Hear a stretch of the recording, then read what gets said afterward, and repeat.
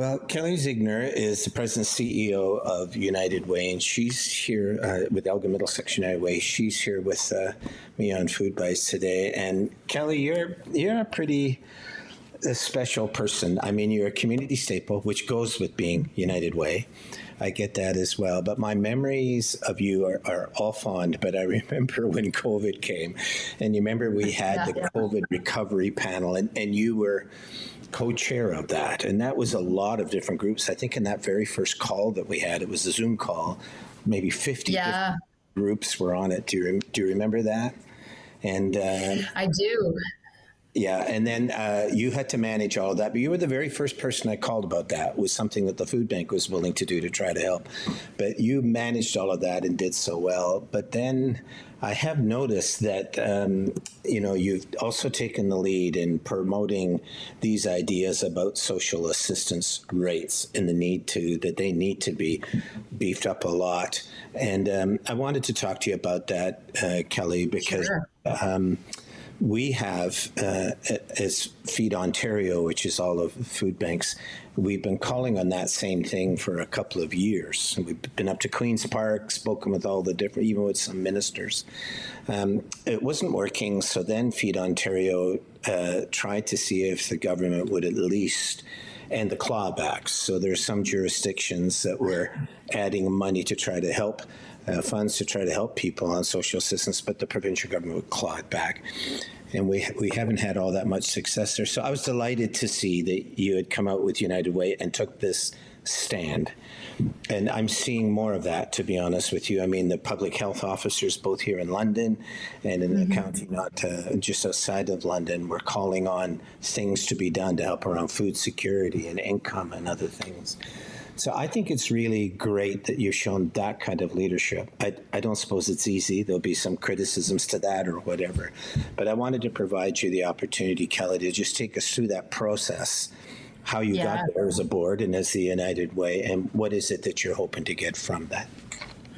Yeah, so most people know us from our long history of our United Way campaign in the community that raises funds that then in turn we allocate back out into programs and services out through our region that deal with issues like food security, supported housing, all of those basic needs, supplies that folks are having a hard time securing, as well as programs that help kids thrive. So really important work, but particularly in the area of basic needs, food security, we really feel like we're treating the symptoms, and it's critically important, the work that the food bank does and agencies around our region to meet people at their point of need and to help them get through another day. But the problem is we're not addressing the root cause, as you well know, and you see every day, Glen, a dignified income for people, particularly for those on social assistance. And we felt that it's important for us as an organization that has, a broad reach in our community. We're well connected to the corporate sector, to individuals, to labor and government, for us to be also raising our voice and using our network as a megaphone to help people understand the harsh reality that our friends who are living on Ontario Works and on Ontario Disability Support Program are facing. So in the province right now, we would essentially have to double those rates for people just to meet the poverty line. That's how dire it is. So, we've been very pleased so far with the response that we're getting in the community and people who really didn't understand what the issue was, speaking out and saying, thanks for sharing this information. And then also hearing from people. I've gotten a few emails in the past week from parents of people of adult children who are on ODSP and can't work, won't ever be able to work. And talking about the daily struggles that their family faces with trying to support somebody with a disability who's living in abject poverty. It's really important work, and I think we will continue to raise our voice on this and other issues. Yeah, and I think that as I've been at this 38 years for the food bank, right? And but I know that the mindset has really changed. And in the past there was this balance. There was this sense that governments had responsibility to properly administer programs for citizens at various levels, being challenged in all sorts of different ways. And governments took on those responsibilities. There was often sharing amongst the jurisdictions, local, provincial, federal. And then the reason why food banks came along in the 80s was because that mix was no longer really working. Right. What was coming from the government level was not enough to keep up with the challenges that were happening at the social level. And then that recession ended in the 80s and things never went back. Right? Yeah. And then we had a recession in the 90s. And then we had the big recession in 2007, as you know. And then we've had COVID. So all of those things are there. But I think what citizens probably need to understand, and what you're trying to help them to understand, is that this is actually, in some cases, been going on for a decade. That's right. It's also not just in Ontario. It's also true in BC that people who are on a BC Works, for instance, similar to Ontario Works, haven't had an increase in a decade. In the meantime, for the rest of us, standard of living has gone way up, cost of food has gone way up, rent has gone way up, and we hopefully have wages or have the ability to be able to keep up with that. But the people in supports and government supports have had very little, if anything at all, to help them to do. Right. So it helped me to understand, if I was on Ontario Works and I was a single male and I was on Ontario Works, I would get about $730 a month. Is that correct? That's correct. Yeah. So then what are my expenses that I have to pay for that? How does that work? Well, we know that the cost of housing is exploding. And to get a one-bedroom apartment in our community, you're looking at about $1,200–1,300 a month, if you can even find one. And we're hearing stories of, a room in a rooming house going for $800 a month. So you don't have to be a mathematician to figure out that there is way more month than money for people. And so their daily lives become about survival, right? Getting themselves to the food bank or to a community agency that has food that the food bank has provided, going to a meal program, going to see their caseworker, finding, other couch surfing if they're not having an opportunity to find stable housing. So it's really hard work being poor. And I think a lot of people don't realize that. Sometimes there's a stereotype or a stigma attached to poverty or being on Ontario Works, that it classifies people as not trying. And I would argue that people are trying incredibly hard. And I heard a quote recently that talked about how we are program rich and system poor. Yeah. So there's no shortage of wonderful social service agencies in our community, in our region, that are doing their very, very best and squeezing every nickel to support people in need. But the system is broken when that is looked upon as sort of the first point of help for people, when really we should be systemically providing a dignified income for people. And this is accessing a food bank or a community neighborhood resource center. Those would be things that would maybe supplement, but you don't have to rely upon them on a daily, weekly, monthly basis. Yeah. So, Kelly, you had a session a couple of weeks ago at the Wolf Theatre in which you went over this thing that I was showing in the paper here about that, bringing the community together, dealing with it. And you also had people of lived experience, people who are actually going through this kind of stuff there. Can you go through that evening with me, and how you, as the CEO and president of United Way, Middlesex-London, how you felt about that? Do you think that helped to change the channel or raise the temperature a bit? What was your personal sense of that? Yeah, it was a really great evening. We, as you mentioned, we had a good mix of individuals with lived experience and some, academics that could tell a little bit of a story around the history, like you've mentioned, of social assistance in the province and some of the implications of not sort of treating the root cause of this issue.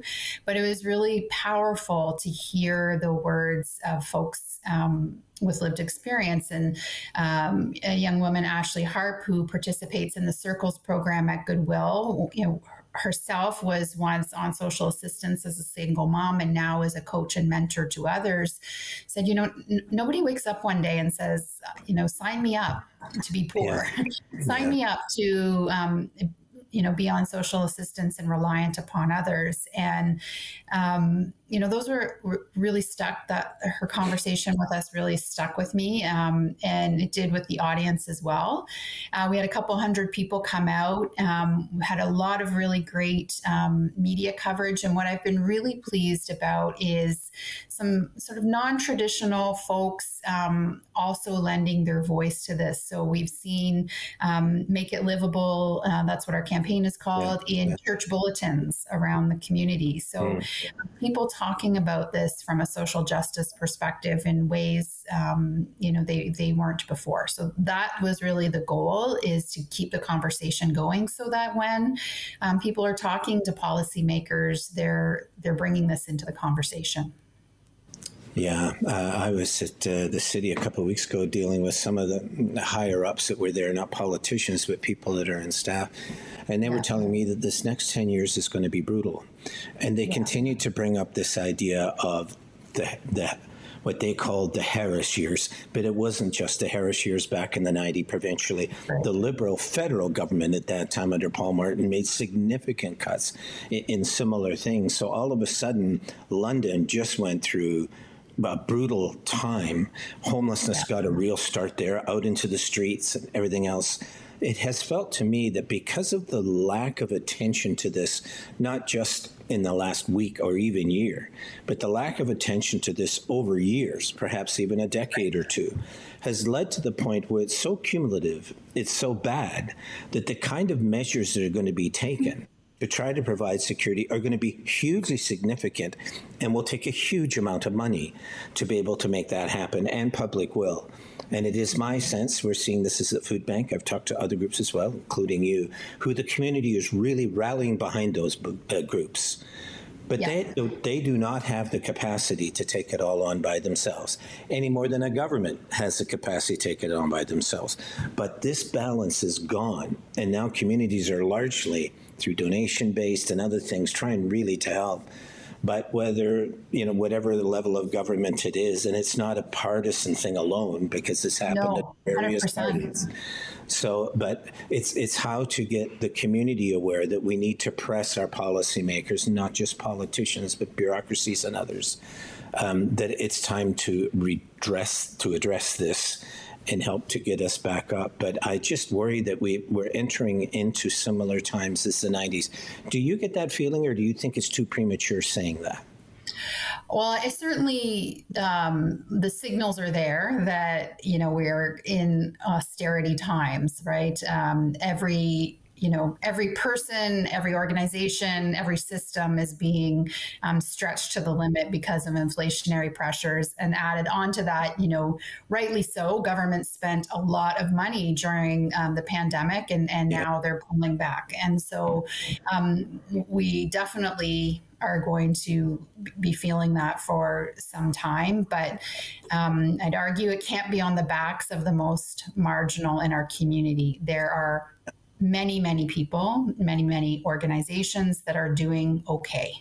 Yeah. And we have to, take a deep look at ourselves and what we want for our local communities and our friends and neighbors, and, ensuring people have a dignified level of income is definitely part of that, right? It's so important. And it's interesting too, when you talk about different levels of government, I think one of the challenges that we face in this country is, having these cascading levels of government, federal, provincial, local, and we see the decisions that get made at upper levels of government show up on our city streets and affect our municipal budget. So, dealing with issues like homelessness, mental health, policing costs, those are all wrapped up in decisions that are getting made at provincial and federal levels, but they show up on our city streets. And so the municipality has very limited tools to be able to deal with those. And, then it adds to our, property tax increases and that conversation that's happening right now in our community. So it's challenging for municipalities in particular because, if there's not an investment in mental health and the adequate supports for people, if there's not adequate income for people, that's also a provincial decision, and people are ending up homelessness and on our streets, that just adds to cost to the municipality. Yes, I've been harping away. Some have said that term, and it's true, but I've been harping away on federalism, Canadian federalism system. When we became a country, 90% of our people or more lived on the farm. Yeah. Right?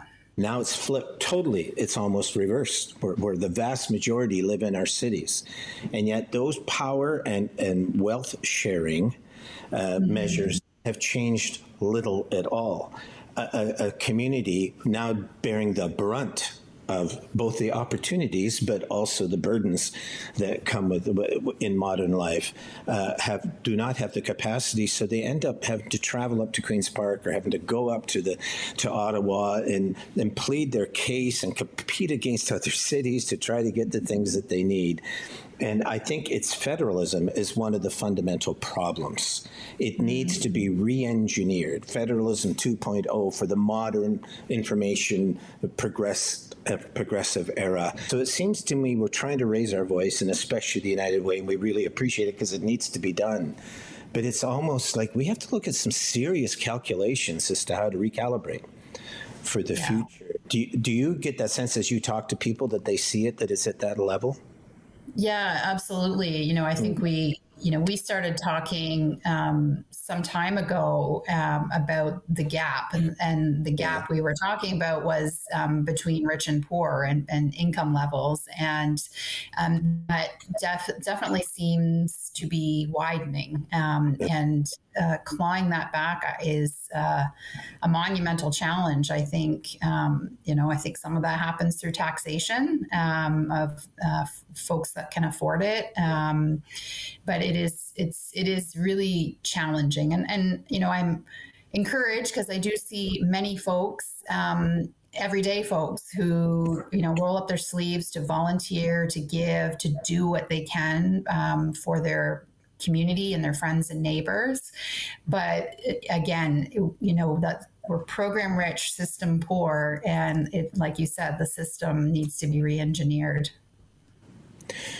It's a very difficult thing for people like the United Way, especially, but it's not easy for the food bank either. Like we have, lots of different people with different ideologies that volunteer or support us, as the United Way does. But these things are really about democracy itself. That's my sense. It's about how we vote.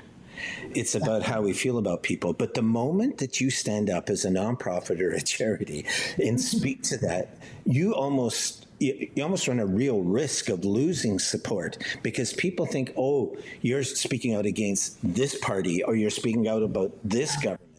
And what we're trying to say is it's cumulative. It's built over decades amongst all parties. And what we're calling for is political renewal, focusing again back onto our communities. But it is hard. Yeah, it certainly has been a journey when we talk about public policy and advocacy. Our history was we were pretty silent on issues. We weren't out there talking about issues in this way or talking about government policy. And, we slowly started dipping our toe into the water. And as you know, it's about how you do it. And, sound policy trumps partisanship. There are government policies out there that make sense no matter what party you're affiliated with or what your political leanings are. And we always keep it focused on policy. And as you mentioned, the issue of social assistance rates, there's no one party responsible for that. Yeah. And, we have to, talk about the policy solutions in a way that, our government partners and policymakers make sense and is compelling to them.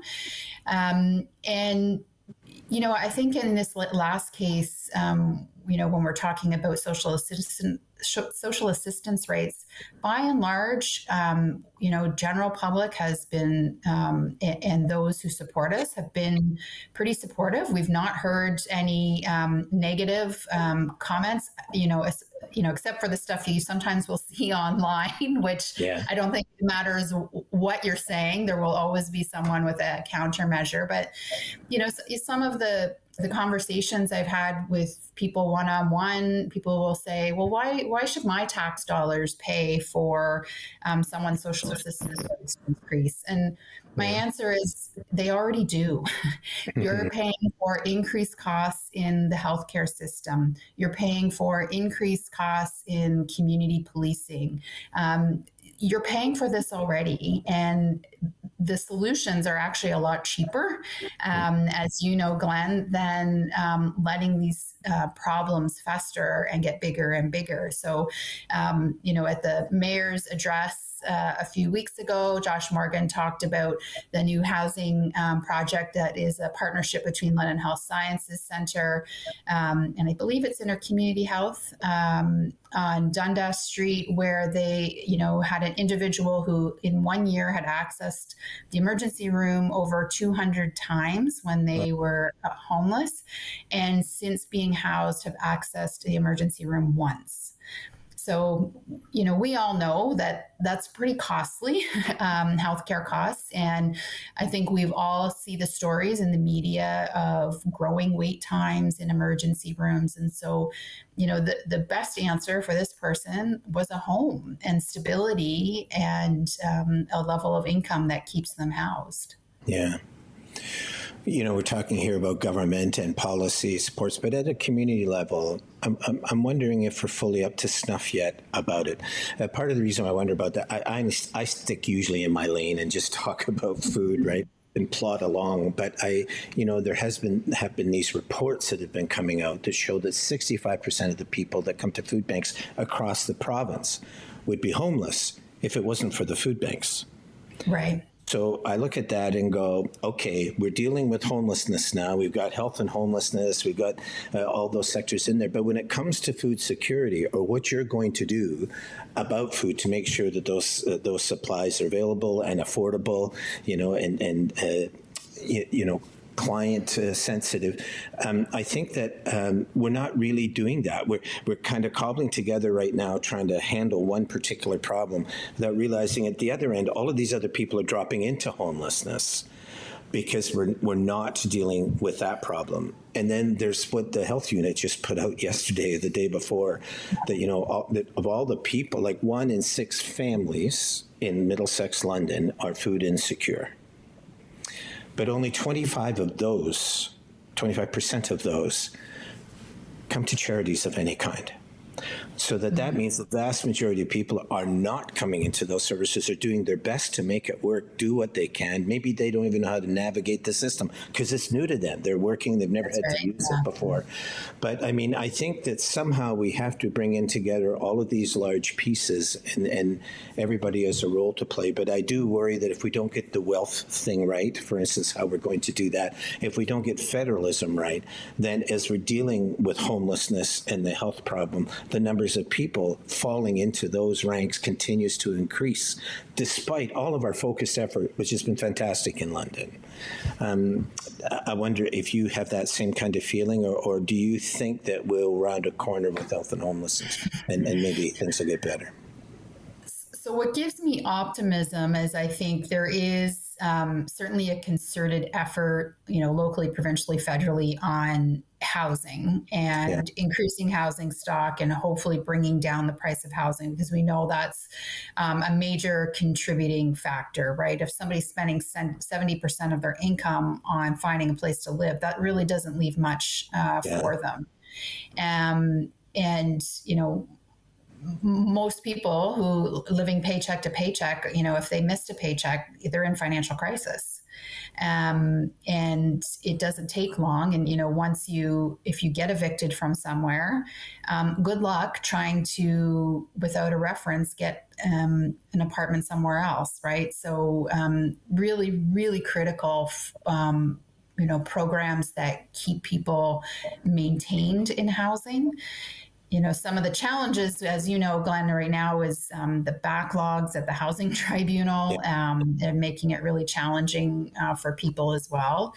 But, you know, I think we have to, as communities, be laser focused on the housing issue, because I think that is, you know, the people's largest expense.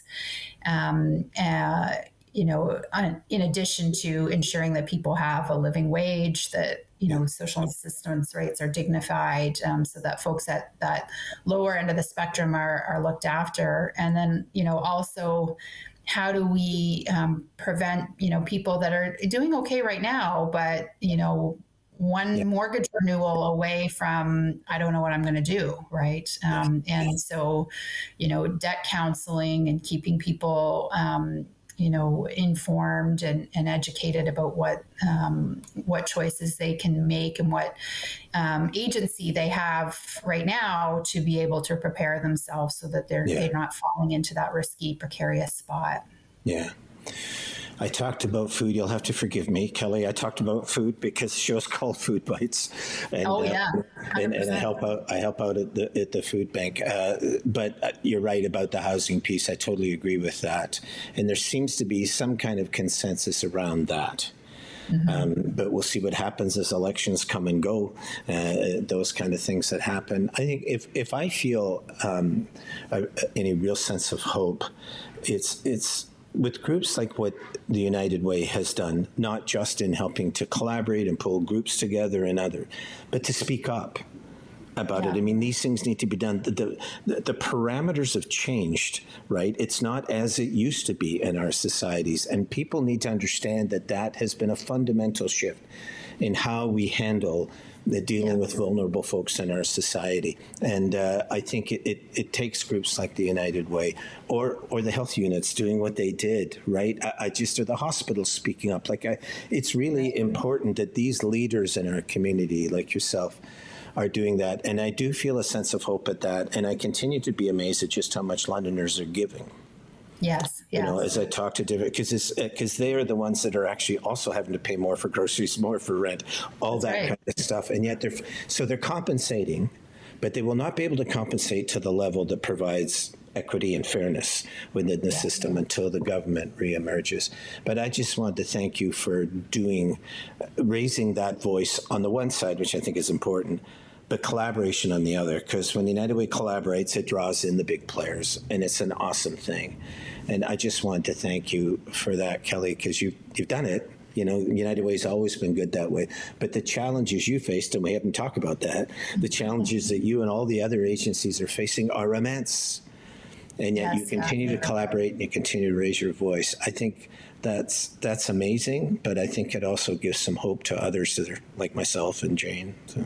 Yeah, well, thank you. And thank you for the work that you do every day. You're on the front lines of these challenges, and we're a couple steps removed in most cases, but it's so critical for us to hear and understand what the reality is for for agencies and our partners, and particularly for folks that are accessing those vital programs and services. Right.